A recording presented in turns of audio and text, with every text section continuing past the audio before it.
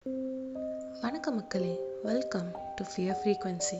இந்த சேனலில் வரக்கூடிய கதைகள் அனைத்துமே கற்பனையானவே. இன்றைக்கி நம்ம எடுத்துகிட்டு வந்திருக்க கதையோட பேர் த லாஸ்ட் பெஞ்ச். ஸோ வாங்க நம்ம கதைக்குள்ளே போகலாம். எங்கள் ஸ்கூல் ரொம்ப பழைய ஸ்கூல். அந்த ஸ்கூல் பில்டிங்கை பார்த்தாலே ஒரு மாதிரி க்ரீப்பியாக இருக்கும்.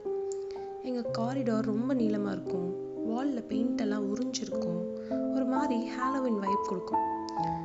முக்கியமாக எங்கள் கிளாஸ் ரூமில் ஒரு சாக்கோட ஸ்மெல் இருந்துக்கிட்டே தான் இருக்கும். ஆனால் இதெல்லாம் விட க்ரீப்பியாக எல்லாரும் பயப்படுற மாதிரி ஒரு விஷயம் எங்கள் ஸ்கூலில் இருந்துச்சு. அது எக்ஸாக்டாக எங்கள் கிளாஸ் ரூமில் தான் இருந்துச்சு. அது எங்கள் கிளாஸ் ரூமில் இருக்கக்கூடிய அந்த லாஸ்ட் பெஞ்ச். அந்த லாஸ்ட் பெஞ்ச் விண்டோ பக்கத்தில் எங்கள் கிளாஸில் பின்னாடி இருக்கும். ஆனால் அங்கே யாருமே உட்கார மாட்டோம். எவ்வளோ தான் கிளாஸ் ஃபுல்லாக க்ரௌடடாக இருந்தாலும் நாங்கள் கீழே கூட உட்காருவோமே தவிர அந்த பெஞ்ச் எப்போவுமே காலியாக தான் இருக்கும். அங்கே நாங்கள் யாருமே உட்கார மாட்டோம். நாங்கள் ஆரம்பத்தில் இதை ஒரு ஜோக்காக தான் பார்த்தோம். எங்கள் சீனியர் சொன்ன ஒரு சின்ன ஜோக், ஒரு ப்ராங்க், அப்படி தான் பார்த்தோம். நாங்கள் யாருமே அதை நம்பலை. ஆனால் எங்களுக்கேவும் ஒரு மாதிரி ஒரு ஃபீல் இருந்துச்சு. எங்கள் சீனியர்ஸ் அப்போவே சொன்னாங்க, அந்த சீட் சாதாரண சீட் இல்லை, அது ஒருத்தருக்காக ரிசர்வ் பண்ணப்பட்டிருக்கு, அங்கே உட்காந்தா ஆபத்து தான். ஃபர்ஸ்ட் என்ன தான் நாங்கள் அது ஜோக்காக பார்த்தாலுமே கூட அந்த இடத்துக்கிட்ட போகும்போதெல்லாம் ஒரு மாதிரி ஒரு சில் ஃபீல் இருக்கும். யாரோ இருக்கிற மாதிரியே இருக்கும். அதனாலேயே நாங்கள் என்ன பண்ண ஆரம்பித்தோன்னா அந்த சீட்டை அவாய்ட் பண்ண ஆரம்பித்தோம். அந்த பக்கம் யாருமே நாங்கள் போக மாட்டோம். அன்றைக்கி ஒரு நாள் ஃப்ரைடே, சரியான மழை பெஞ்சிட்டு இருந்துச்சு. நாங்கள் ஸ்கூலுக்கு வரும்போதே தொப்பெல்லாம் நனைஞ்சு போய் தான் வந்தோம். யூனிஃபார்ம் ஃபுல்லாக நனைஞ்சு, பேகெல்லாம் நனைஞ்சு, அப்படி தான் வந்து உட்காந்தோம். அன்னைக்கு first period Tamil period. Tamil அம்மா வரவே இல்லை அன்னைக்கு. ஸோ அதனால் நாங்கள் ரொம்ப ஜாலியாக சிரிச்சுட்டு பேசிக்கிட்டு விளாண்டுட்டு இருந்தோம். அப்போ தான் எங்கள் கிளாஸில் சில நாட்களுக்கு முன்னாடி புதுசாக சேர்ந்த அர்ஜுன் அப்படிங்கிற பையன், இது என்ன கோஸ்ட் ஸ்டோரி நீங்கள் புதுசாக கிளப்பிட்டு இருக்கீங்களா, இதெல்லாம் நான் நம்ப மாட்டேன், இந்த உலகத்தில் ஆவி, பேய், பிசாசு இப்படிலாம் எதுவும் கிடையாது அப்படின்னு சொல்லிட்டு அவன் தைரியமாக சொல்லிட்டு இருந்தான். அவன்கிட்ட நாங்கள் சொல்லிட்டு இருந்தோம், நீ இந்த வாய்ஸோடலாம் நல்லா தான் பேசுகிற, ஆனால் உனக்கும் தைரியம் இல்லை தானே அப்படின்னு நாங்கள் சொல்லிட்டு இருந்தோம். அப்போ அவன் சொன்னான், அப்படின்னா இப்போவே நான் போய் அந்த சீட்டில் உட்கார்றேன், என்ன தான் நடக்குதுன்னு பார்ப்போமே அப்படின்னு சொன்னான். கிளாஸ் முழுக்க சைலண்ட் ஆகிட்டோம். அவன் அந்த மாதிரி சொன்னதுமே நாங்கள் எல்லாருமே ஒரே நேரத்தில் சொன்னோம், டே அர்ஜுன் வேணாண்டா, நீங்கள் புதுசு, நீ சும்மா தெரியுதும் தெரியாமல் இந்த மாதிரி பண்ணிட்டு இருக்காத, அந்த சீட்டில் யாருமே உட்கார மாட்டாங்க அண்ட் உட்காரவும் கூடாது அப்படின்னு நாங்கள் எவ்வளவோ சொன்னோம். ஆனால் அவன் அதை கேட்கவே இல்லை.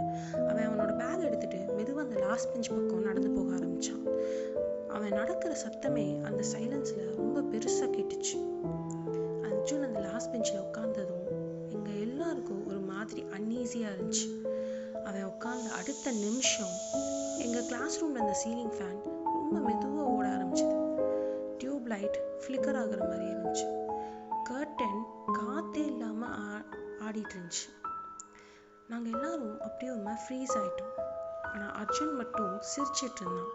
பாருங்க, எதுவுமே நடக்கலை, நீங்கள் எல்லாம் சும்மா பயந்துட்டு இருக்கீங்கன்னா.